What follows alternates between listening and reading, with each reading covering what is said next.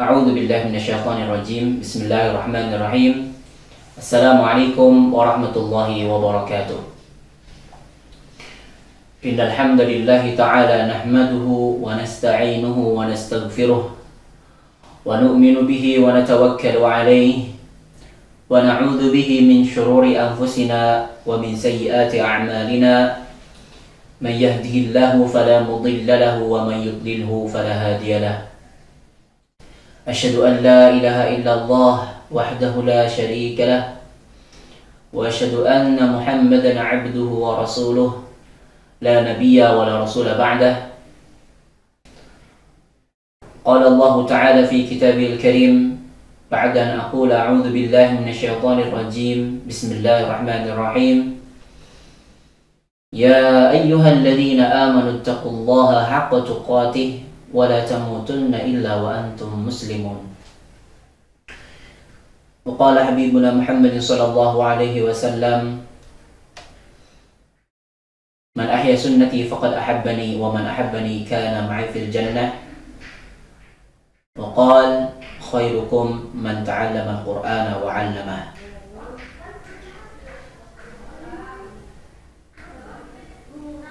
Bersyukur kepada Allah Subhanahu wa taala yang telah banyak memberikan nikmat karunia kepada kita semua, yang mana Allah taala telah memberikan begitu banyak nikmat sehingga tidak ada kata yang terpantas terucap kecuali rasa syukur kehadirat Allah Subhanahu wa taala. Di antara nikmat yang terbesar Allah karuniakan kepada kita semua ialah nikmat iman dan Islam, yang mana Allah Ta'ala pilih kita. Allah telah tentukan, takdirkan kita sebagai orang-orang yang muslim. Maka sebagai wasiat dari kami pribadi, untuk saya sendiri dan untuk umumnya kaum muslimin seluruhnya, para pendengar yang budiman, untuk bisa meningkatkan takwa kepada Allah Subhanahu wa Ta'ala dengan memperbaiki kualitas ibadah dan bisa mempersembahkan sebaik-baik peribadatan kepada Allah Subhanahu wa taala.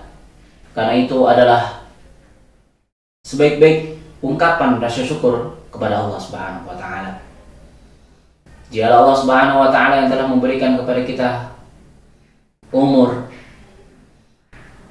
dan waktu, kesempatan untuk kita bisa berbuat amal saleh, berbekal dengan baik sebelum kita ketemu kembali kepada Allah Subhanahu wa taala dan mempertanggungjawabkannya. Yang kedua kalinya, marilah kita menjaga salawat serta salam terus tetap terhaturkan kepada baginda Muhammad sallallahu alaihi wasallam. Karena beliaulah kita mengenal bagaimana Islam dengan baik, bagaimana kita mengerjakan segala amal ibadah melalui tuntunan beliau Nabi Muhammad sallallahu alaihi wasallam, yang mana beliau sallallahu alaihi wasallam telah mengutarakan rasa cintanya kepada kita sebelum kita menyatakan cinta kepada beliau, yang mana beliau sallallahu alaihi wasallam telah mengutarakan rasa rindunya kepada kita sebelum kita menyatakan rindu kepada beliau sallallahu alaihi wasallam. Beliau yang mendermakan semua harta, bahkan jiwa dan raganya demi tegaknya Islam. Maka marilah kita sama-sama selalu menjunjung salawat serta salam kepada beliau, kepada keluarganya dan sanak famili keluarganya.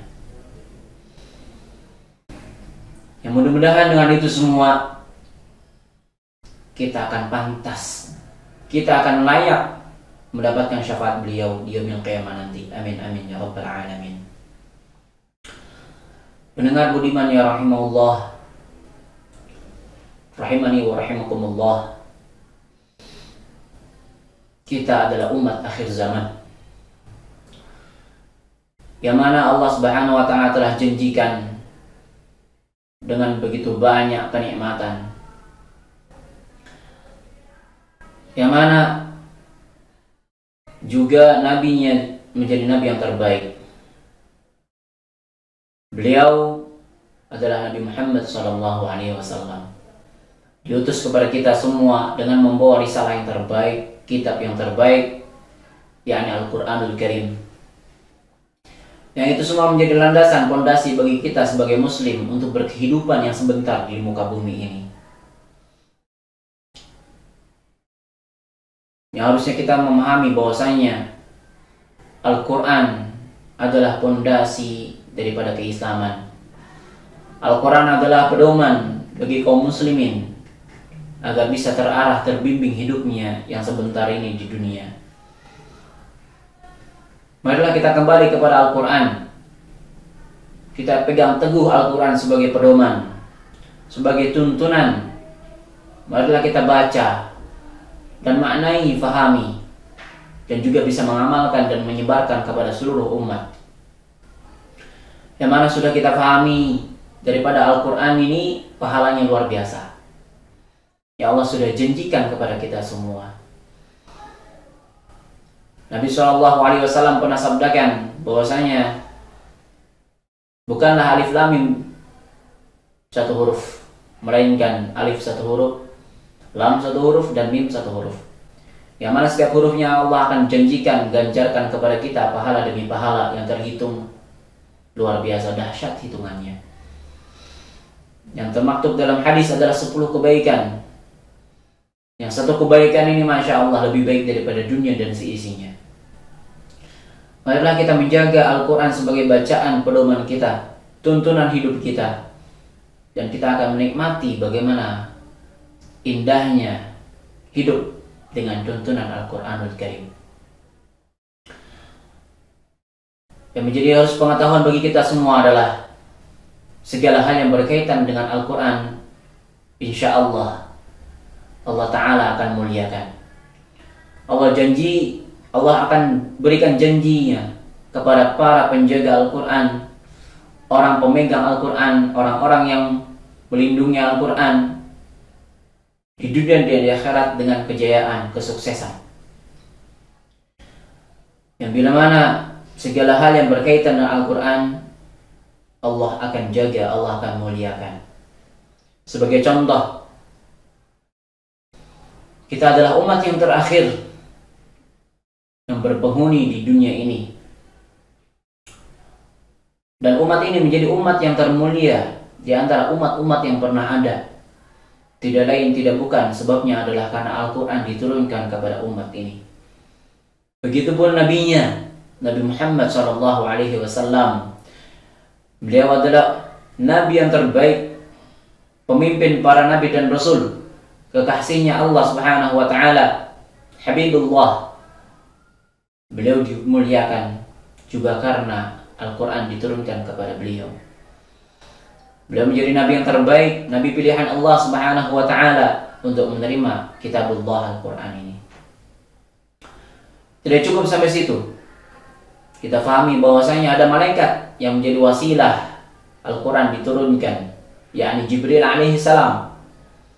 Banyak Al-Quran menerangkan bahwasanya Jibril sifat-sifatnya sangat mulia. Sebagaimana dalam Al-Quran, innahu laqawlu rasulin karim dzi quwwatin 'inda dzil 'arsy makin muta'in thamma amin. 'allamahu syadidul quwa dzu mirratin fastawa wa huwa bil ufuqil a'la. Di surah An-Najm dan surah Takwir. Di surah An-Nahl disebutkan juga, qul nazzalahu ruhul qudus min rabbika bil haqqi liyuthabbita alladhina amanu wa hudan wa busyra lil muslimin. Bahwasanya Al-Quran diturunkan oleh Roh Kudus, malaikat yang mulia, roh yang mulia. Yang guna Al-Quran diturunkan adalah untuk menjadi pedoman, petunjuk, kabar baik, dan peneguh hati orang-orang muslim. Maka kita koreksi diri kita sendiri. Setiap harinya bila mana membaca Al-Quran namun tidak terarah dan tidak terbimbing dalam berkehidupan di dunia ini, maka ada yang salah dalam kita membaca Al-Quran. Ada yang salah kita dalam mempelajari Al-Quran. ada yang salah dalam kita memahami Al-Quran. Maka fahamilah, pelajarilah dengan baik. Butuhnya guru, butuhnya ustadz dalam kita mempelajari ilmu Al-Quran. Ya insya Allah akan menjaga kesucian hati kita dan kemurnian Al-Quran tersebut, yang telah diturunkan oleh Jibril alaihissalam dari Allah Subhanahu wa Ta'ala. Dan malaikat Jibril pun menjadi malaikat termulia di antara para malaikat yang ada. Beliau menjadi malaikat terkhusus untuk menyampaikan tugas-tugas yang agung yang hanya diamanahkan kepada malaikat Jibril alaihissalam. Tidak cukup hanya malaikat yang menjadi mulia, Allah muliakan satu bulan, yakni bulan Ramadan. Bulan Ramadan lebih mulia di antara 11 bulan yang lain. Tidak lain tidak bukan sebabnya ialah karena Ramadan di dalamnya Al-Quranul Karim. Tersebutkan dalam surah Al-Baqarah, "Syahrul Ramadan alladzi unzila fihi al-Qur'an hudan lin-nas wa bayyinatin minal huda wal furqan." Yang harus kita tahu bahwasanya Ramadan di sana terkhusus menyebutkan tentang bagaimana Al-Quran diturunkan. Unzila fihi al-Quran. Jika mana bulan Ramadan hanya menerangkan tentang puasa, boleh jadi ayatnya berbunyi yang lain. Atau sebagai contoh, "Syahrul Ramadan alladzi kutiba fihi shiyam." Tapi tidak seperti itu adanya. Ramadan di sana menerangkan bahwasanya Allah menurunkan Al-Quran di bulan Ramadan, sehingga bulan tersebut Allah muliakan di antara 11 bulan yang lain. Bulan tersebut Allah bagikan pahala bercurah-curah. Bahkan riwayat sebut bahwasanya surga dihias seindah mungkin, neraka ditutup serapat-rapatnya, bahkan syaitan terbelenggu, tidak bisa mengganggu orang-orang untuk berpuasa beribadah yang wajib kepada Allah Subhanahu wa Ta'ala. Marilah kita merenungi dari segala hal kemuliaan yang Allah berikan kepada makhluk Allah yang telah disebutkan oleh kami pada awal tadi. Dan masih banyak yang lain yang Allah muliakan dengan wasilah Al-Quran. Yang diantaranya lagi adalah teringat dengan ayat yang dimana keterangan malam kemuliaan atau Lailatul Qadar, yang di malam itu keterangannya adalah Allah Ta'ala turunkan Al-Quran kepada Nabi Muhammad SAW. "Inna anzalnahu fi Lailatul Qadar." Sehingga malam itu menjadi malam termulia di antara malam-malam yang ada, bahkan diganjari sebanyak 1000 bulan beramal saleh, 1000 bulan berpahala. Yang malam bila mana kita hitung sebagai hitungan tahun, lebih kurangnya adalah seumuran manusia hidup di dunia ini, 80 sampai 83 tahun. Masya Allah, la quwwata illa billah. Ini semua Allah karuniakan dengan murah, dengan bercurah-curah. Tinggal bagaimana kita mau memilih, mau mengambilnya ataupun tidak. Dengan ini marilah kita sadarkan diri kita bahwa kita adalah makhluk Allah. Kita butuh bimbingan Allah. Yang mana kita pahami bila mana kita membeli suatu hal yang baru, entah kamera yang baru, entah mic yang baru, ataupun HP yang baru, insya Allah pasti di dalam box pembelian tersebut ada tata cara pemanduan bagaimana memakainya. Jangan sampai kita membeli baru dan kita tidak tahu bagaimana cara pemakaiannya. Yang bila mana kita tidak tahu memakainya, cara pemakaiannya, dan itu akan merusak. Yang pada akhirnya alat atau barang tersebut yang kita beli baru itu tidak bisa maksimal kita gunakan, kita manfaatkan. Begitupun Allah Subhanahu wa Ta'ala memberikan kita kehidupan, dan Allah pun memberikan kita garansi pedoman hidup agar kita tidak tersesat pada kehidupan yang sebentar ini. Jangan sampai kita tersia-siakan, terlena, tertipu daya oleh tipuan syaitan dan tipuan dunia yang fana sementara ini. Allah kasih kita pedoman agar kita bisa berpegang teguh, agar kita bisa terarah, terbimbing dengan Al-Quran. Jelas Al-Quran menerangkan segala hal, menerangkan begitu banyak hal, baik dari hukum syariat ataupun kabar-kabar, yang mana itulah perbedaan daripada Al-Quran dengan Quran. Al-Quran dia meliput segala hal, entah yang belum terjadi pun di sana Allah Ta'ala liput bagaimana kejadian kiamat, kejadian surga neraka, dan seterusnya. Adapun Quran dia hanya meliput apa yang sudah terjadi. Maka peganglah Al-Quran sebagai pedoman yang kokoh, yang teguh, agar kita bisa terarah dan terbimbing untuk berkehidupan di dunia ini. Maka Nabi Muhammad SAW sampaikan kisi-kisi kepada kita agar kita menjadi makhluk yang terbaik. Sebagaimana saya sampaikan pada hadis yang di awal, hadis yang diriwayatkan oleh Utsman bin Affan radhiyallahu anhu, dari Nabi SAW bersabda, khairukum man ta'allama al-Qur'ana wa 'allamah. Sebaik-baik kita, sebaik-baik manusia, sebaik-baik makhluk di muka bumi ini, sebaik-baik umatnya Nabi Muhammad SAW ialah mereka yang mempelajari Al-Quran, mereka yang menjaga Al-Quran, mereka yang melindungi, memahami, mempelajari, menghafal daripada Al-Quran tersebut, dan juga yang mengajarkannya. Nabi SAW telah sampaikan bagaimana kita agar bisa menjadi manusia terbaik di kalangan umatnya.